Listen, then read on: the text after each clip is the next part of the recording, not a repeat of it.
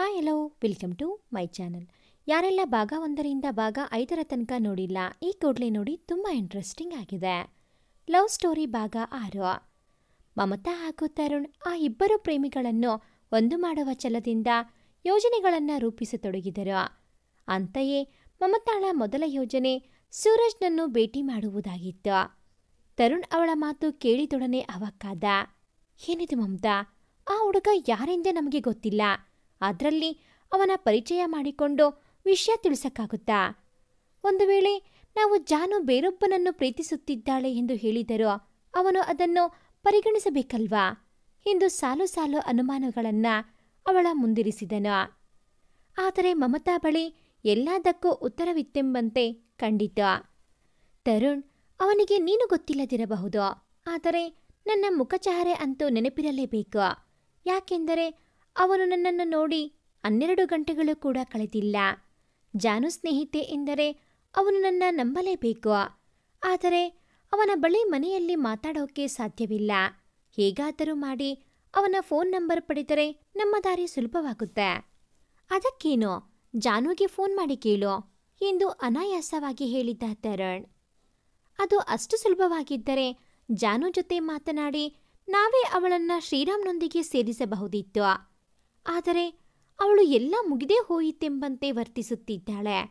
ಅವಳ ಸಹಾಯ ನಮಗೆ ಖಂಡಿತ ಸಿಗೋದಿಲ್ಲ ಎಂದು ಅರಿವು ಮೂಡಿಸಿದಳು ತರುಣ್ನಲ್ಲಿ.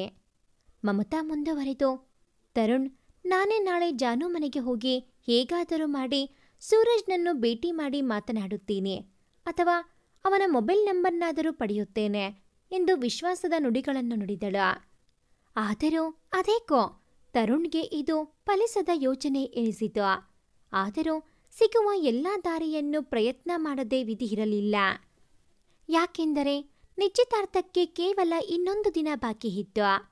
ಮಮತಾ ಮಾರನೇ ದಿನ ಜಾನು ಮನೆಗೆ ಭೇಟಿ ಕೊಟ್ಟಳು. ಅದಾಗಲೇ ಗಂಡಿನ ಮನೆಯವರು ಕೆಲ ಬಂಧು ಮಿತ್ರರು ಮನೆಯಲ್ಲಿ ಸೇರಿದ್ದರು. ಸಡಗರ ತುಂಬಿಕೊಂಡ ಮನೆಯಲ್ಲಿ ಹೆಂಗಳೆಯರು ಮೆಹಂದಿ ಚಿತ್ತಾರವನ್ನ ಬಿಡಿಸಿಕೊಳ್ಳುವಲ್ಲಿ ನಿರತರಾಗಿದ್ದರು. ಮಮತಾಳ ದಿಢೀರ್ ಭೇಟಿ ಜಾನೋಳಿಗೆ ಆಶ್ಚರ್ಯ ತಂದಿತು.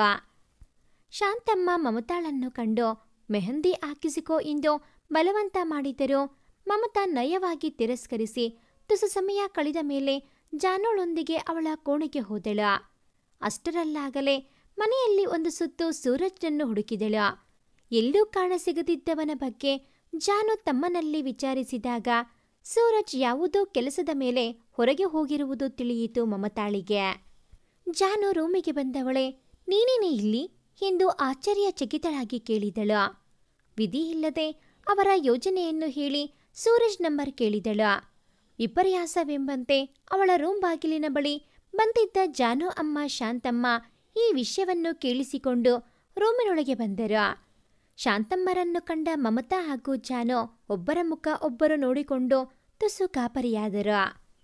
ಶಾಂತಮ್ಮರಿಗೆ ಒಮ್ಮೆಲೆ ಬಂದ ಸಿಟ್ಟನ್ನು ತಡೆದು ಮಮತಾಳನ್ನು ದುರುಗುಟ್ಟಿ ನೋಡುತ್ತಾ, ಯಾಕಮ್ಮ ಬಂದಿರೋದು ಮನೆಗೆ ನೀನು ಮಮತಾ ಎಂದು ಕೇಳಿದರು. ತಡವರಿಸುತ್ತಿದ್ದ ಸ್ನೇಹಿತೆಯನ್ನು ಕಂಡ ಜಾನು, ಅಮ್ಮ, ನಾಳೆ ಹಾಕ್ಕೊಳ್ಳೋಕೆ ಜಡೆ ಬೇಕಿತ್ತು, ಅದಕ್ಕೆ ನಾನೇ ಬರೋಕೆ ಹೇಳ್ದೆ ಎಂದು ತೋಚಿದ ಉತ್ತರ ನೀಡಿದಳು. ಕ್ಷಣಾರ್ಧದಲ್ಲಿ ಶಾಂತಮ್ಮ ಕೈಯಿಂದ ರಪ್ಪನೆ ಏಟು ಬಿದ್ದಿತು ಜಾನು ಕೆನ್ನೆಗೆ. ಮಮತಾ ಕಡೆ ತಿರುಗಿದ ಶಾಂತಮ್ಮ, ಈ ಮನೆಯಲ್ಲ, ನಮ್ಮನೆ ರಸ್ತೆಯಲ್ಲೂ ಕಾಣಬಾರದು ನೀನು, ಹೊರಡು ಎಂದು ರೇಗಿದರು. ಮಮತಾ ಭಯಭೀತಳಾಗಿ ಅಲ್ಲಿಂದ ಕಾಲ್ಕಿತ್ತಳ. ಅವರ ಮನೆ ಬಿಟ್ಟು ಅದೆಷ್ಟು ದೂರ ನಡೆದು ಹೋದಳು. ತರುಣ್ನ ಕರೆಯಿಂದ ಎಚ್ಚರಗೊಂಡಳು. ನಡೆದ ವಿಷಯವನ್ನೆಲ್ಲ ತರುಣ್ ಬಳಿ ಹೇಳಿ ಮುಂದೇನು ಮಾಡುವುದು ಎಂದು ಕೇಳಿದಳು. ಅರ್ಧ ತಾಸು ಬಳಿಕ ಜಾನು ಮನೆಗೆ ಬಾ ಎಂದವನ ಮೇಲೆ ಮಮತಾಳ ಸಿಟ್ಟು ನೆತ್ತಿಗೇರಿತ್ತು. ಈಗ ತಾನೇ ಅಷ್ಟು ಅವಮಾನ ಮಾಡಿಸಿಕೊಂಡು ಅಲ್ಲಿಂದ ಬಂದಿದ್ದೀನಿ, ಮತ್ತೆ ಅಲ್ಲಿಗೆ ಹೋಗ್ಬೇಕಾ? ನಾನಂತೂ ಹೋಗಲ್ಲ ಎಂದಳು. ಅಯ್ಯೋ ಮಮತಾ, ನನ್ನ ಮಾತು ಕೇಳೋ, ಸ್ವಲ್ಪ ಸಮಯ ಬಿಟ್ಟು ಬಾ, ನಿನಗೆ ಎಲ್ಲ ಅರ್ಥವಾಗುತ್ತೆ ಎಂದು ಕರೆ ಸ್ಥಗಿತಗೊಳಿಸಿದನು. ವಿಧಿ ಇಲ್ಲದೆ ಮಮತಾ ಮತ್ತೆ ತಿರುಗಿ ಜಾನು ಮನೆ ಕಡೆ ಹೆಜ್ಜೆ ಹಾಕಿದಳು. ತರುಣ್ಗೆ ಅದೇಕೋ ಮಮತಾಳ ಯೋಜನೆ ನೆರವೇರುವುದು ಅನುಮಾನವಾಗಿತ್ತು. ಅದಕ್ಕಾಗಿಯೇ ಹಿಂದಿನ ರಾತ್ರಿ ತರುಣ್ ಮುನಿರಾಜು ಹಾಗೂ ರಾಧಾರವರ ಬಳಿ ಮತ್ತೆ ಜಾನು ಶ್ರೀರಾಮ್ ಬಾಳಿನಲ್ಲಿ ಬಂದ ವಿಷಯ, ಅವಳ ಮದುವೆ ನಿಶ್ಚಯವಾಗಿದ್ದನ್ನು ಹೇಳಿ ಶ್ರೀರಾಮ್ ಪಡುತ್ತಿರುವ ಸಂಕಟವನ್ನು ಎಲ್ಲವನ್ನೂ ಪರಿಪರಿಯಾಗಿ ಅವರಿಗೆ ವಿವರಿಸಿದ.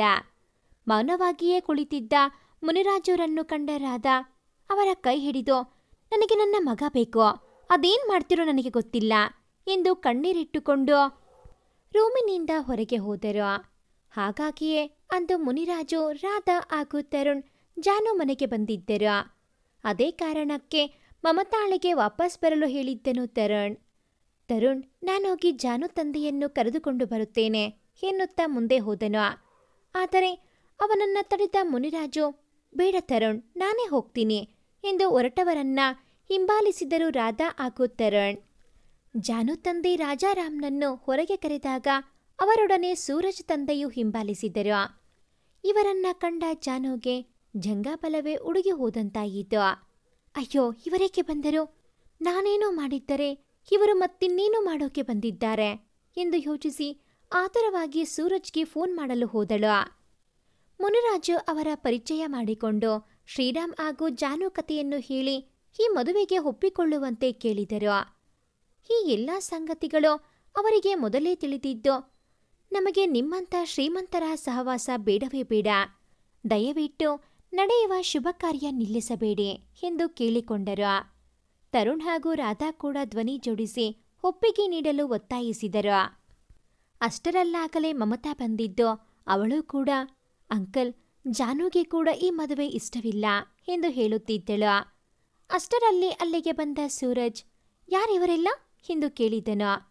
ಅದಕ್ಕೆ, ಏನಿಲ್ಲ ಸೂರಜ್, ನೀನು ಒಳಗೆ ನಡಿ ಎಂದು ಸೂಚಿಸಿದರು. ಇಲ್ಲ ಮಾವ, ನಾನು ನಿಮಗೆ ಒಂದು ಮುಖ್ಯವಾದ ವಿಷಯ ಹೇಳಬೇಕು ಎಂದೇಳಿ ಜಾನುಳನ್ನು ಕರೆದ. ಹೆದರಿಕೊಂಡೇ ಹೊರಗೆ ಬಂದ ಜಾನುಳ ಕೈ ಹಿಡಿದು ಪಕ್ಕಕ್ಕೆ ನಿಲ್ಲಿಸಿಕೊಂಡು, ನಾವಿಬ್ಬರೂ ಯಾವತ್ತೂ ಮದುವೆ ಮಾಡ್ಕೋಬೇಕೆಂದು ಅಂದುಕೊಂಡಿರಲಿಲ್ಲ. ನಿಮ್ಮೆಲ್ಲರ ಆಶಯ ಪ್ರಕಾರ ನಾವಿಬ್ಬರೂ ಒಪ್ಪಿದ್ದು. ಆದರೆ ಜಾನು ಮನಸ್ಸಲ್ಲಿ ನಾನಿಲ್ಲ ಎಂದು ನನಗೆ ನಿನ್ನೆ ಗೊತ್ತಾಯಿತು.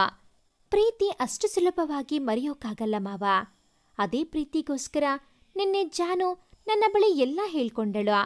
ಅದಕ್ಕೆ ನಾನು ಆ ಹುಡುಗನ್ನ ಕರೆದುಕೊಂಡು ಬರೋಕೆ ಹೋಗಿದ್ದೆ. ಅಷ್ಟರಲ್ಲಿ ನಿಮಗೆ ವಿಷಯ ಗೊತ್ತಾಗಿದೆ ಎಂದೇಳಿ ಶ್ರೀರಾಮ್ನನ್ನು ಹೊಳಬರಲು ಕರೆದನು. ಒಪ್ಪಿಕೊಳ್ಳಿ ಮಾವ, ಅವರ ತಂದೆ ತಾಯಿನೇ ಬಂದು ಕೇಳಿದ್ದಾರೆ ಅಲ್ವಾ?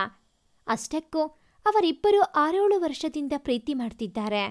ಪ್ರೇಮಿಗಳನ್ನ ದೂರ ಮಾಡೋದು ಬೇಡ ಎಂದ ಸೂರಜ್ ಮಾತುಗಳು ರಾಜಾರಾಮ್ ಮನಸ್ಸಿಗೆ ನಾಟಿತು. ಸೂರಜ್ ಮಾತಿಗೆ ಅವನ ತಂದೆ ತಾಯಿಗಳು ಕೂಡ ಸಾಥ್ ಕೊಟ್ಟರು. ಸರಿ ಎಂಬಂತೆ ತಲೆಯಾಡಿಸಿದರು ರಾಜಾರಾಮ್. ಜಾನುಗೆ ತಾನು ಕಾಣುತ್ತಿರುವುದು ಕನಸೋ ನನಸೋ ಎಂಬಂತಾಯಿತು. ಸಂತೋಷದಲ್ಲಿ ಅವಳ ಕಣ್ಣುಗಳಿಂದ ಆನಂದ ಬಾಷ್ಪ ಜಿನುಗಿತು. ಅದನ್ನು ಕಂಡ ಸೂರಜ್, ಮತ್ತೇಕೆ ಕಣ್ಣೀರು?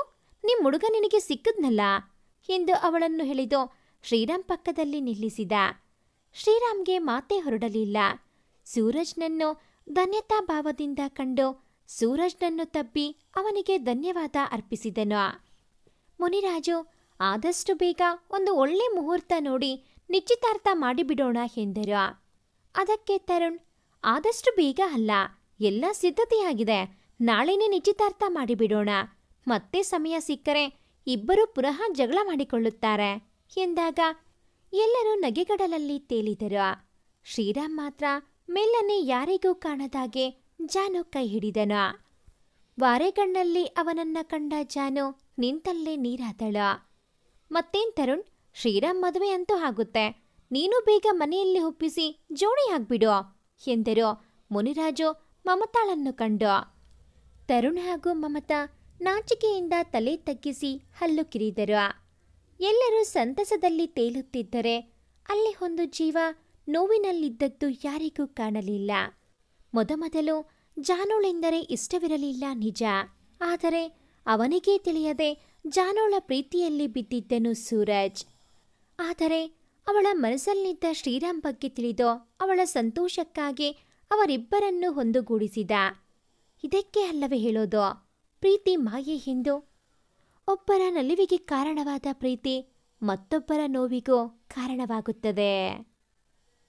ಈ ಒಂದು ಕತೆ ನಿಮಗೆ ಇಷ್ಟ ಆಗಿದ್ದಲ್ಲಿ ಪ್ಲೀಸ್ ಲೈಕ್ ಮಾಡಿ, ಶೇರ್ ಮಾಡಿ, ಹಾಗೆಯೇ ಕಾಮೆಂಟ್ ಮಾಡೋದನ್ನು ಮರಿಬೇಡಿ.